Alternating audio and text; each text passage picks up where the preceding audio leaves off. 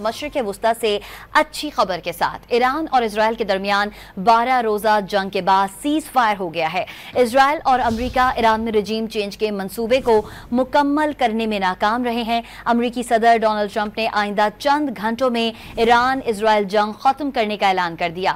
Trump نے کہا کہ اسرائیل اور اعلان جنگ بندی پر متفق ہو گئے ہیں۔ مشرق وسطی میں امن ضروری ہے ورنہ بڑی جنگ ہو سکتی تھی۔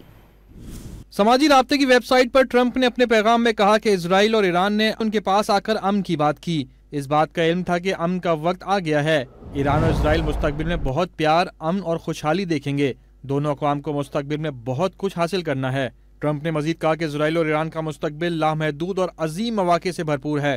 خدا ایران اور اسرائیل کو سلامت رکھے۔ سوشل میڈیا پر پیغام میں امریکی صدر نے کہا کہ جنگ بندی برقرار رہی تو ایران اور اسرائیل کو مبارکباد دوں گا۔